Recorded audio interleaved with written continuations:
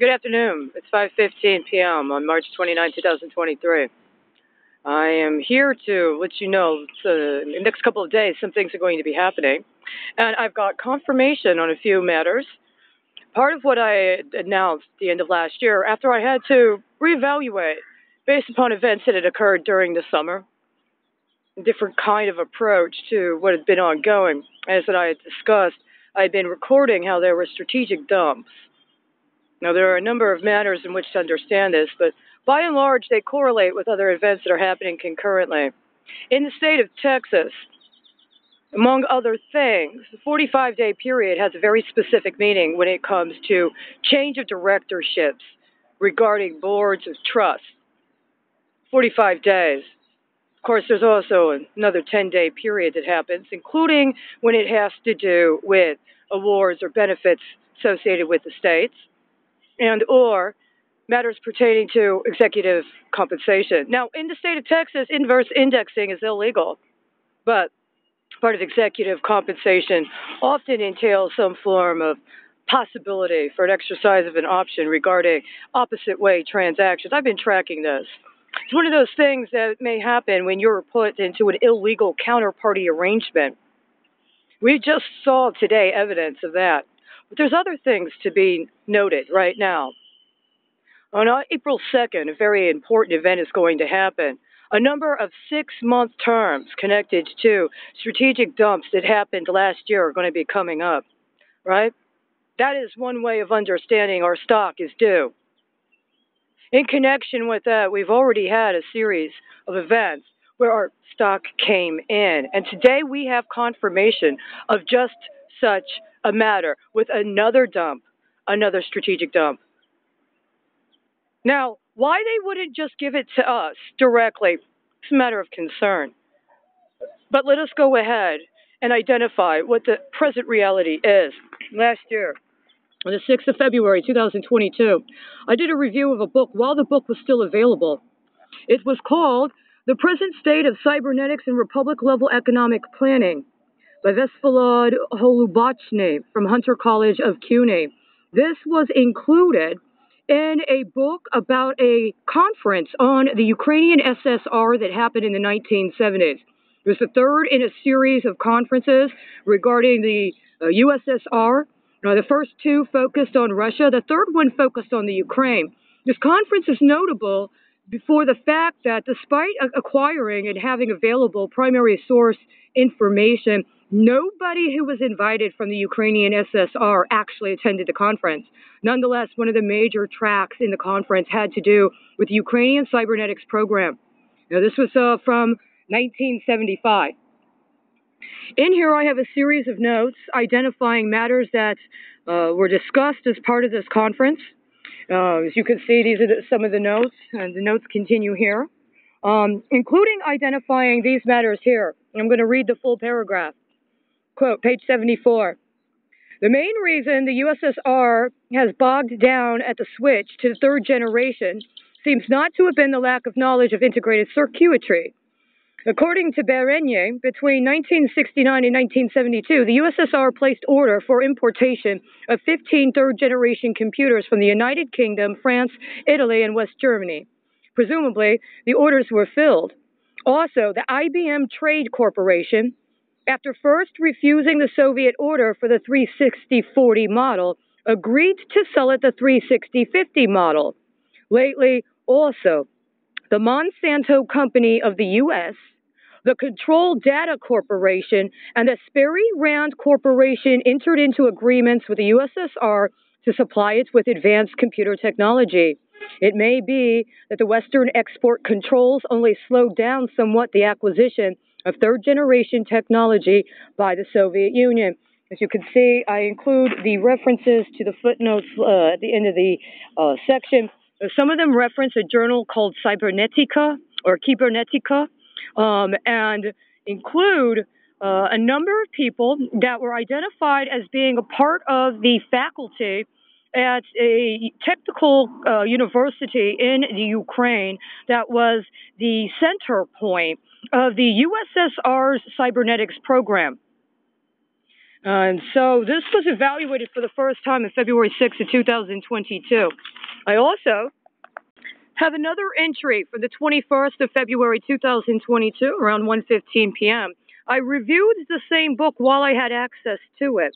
I got a list of the authors. The authors alleged to be Ukrainians that were a part of the cybernetics program in the Ukrainian SSR at the time, who had provided articles in Cybernetica that were referenced as part of the conference in the United States.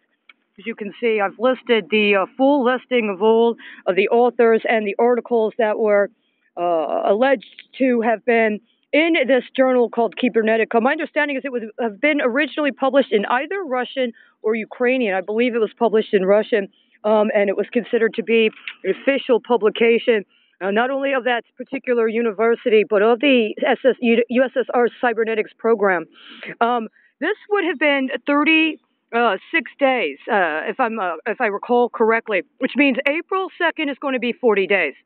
Now, shortly after this specific entry, that book was no longer available. But not only was that book no longer available, within a few weeks, there were no more books available at all that discussed the Ukraine.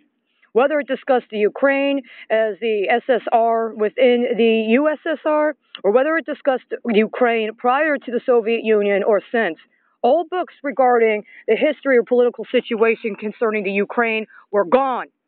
All of them gone. And it persists up until this day. There is no independent reference or notice to the Ukraine. And so, this would seem to be what we have after more than 13 months. Now, I believe this is a very important matter because this means that this is 55 days after the one-year anniversary of finding this particular entry. There were other things that occurred on February 6th that were of concern that I've indicated elsewhere. And understanding, in February 6th of 2022, there was a major storm that befell Dallas, Texas, and shut down many public facilities for a substantial amount of time. However, I was able to acquire this information in connection with other information. Now, in the intervening time, we are coming up, as I said, on the 6 months from last time. And what did I find today? 12 bags of everyday nuts, raw cashews.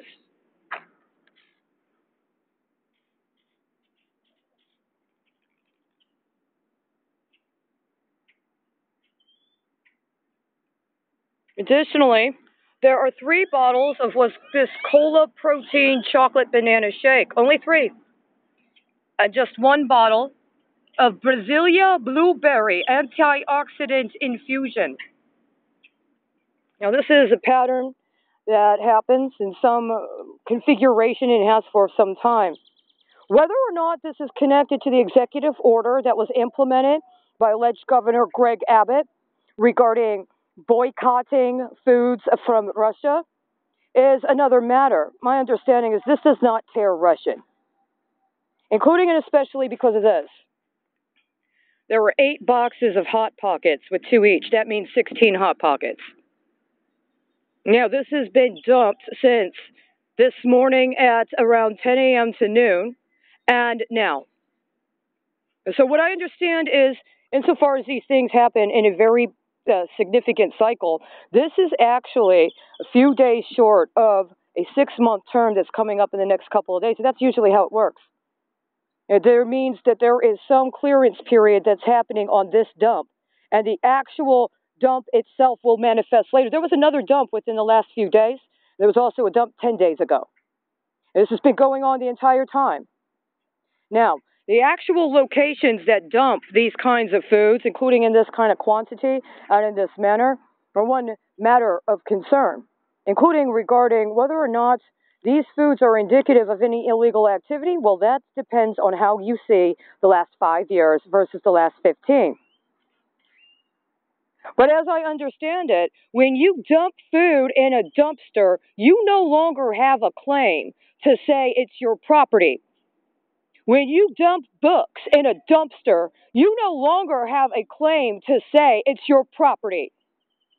When you dump books into a machine intended for incineration, and you damn well know what you're doing with those dumps and the times of those dumps, well, it's also evidence. And part of what this is evidence of whatever this phenomena is in Texas they keep calling their precious stock that lets them dump perfectly good, nutritious food, including food that could be used as an emergency preparedness kit on very strategic days at very strategic times. My name is Charity Colleen Crouse. I'm letting you know now, we'll post this tomorrow. There's going to be a number of deals, stock deals, coming up in the next 45 days. My understanding is that the board of the Samuel Ellsbury Trust 2019 has been removed and has been replaced as of today. I expect for all records to be preserved. You will not discard or shred anything, and you will be held accountable to the fullest extent of the law in all applicable jurisdictions.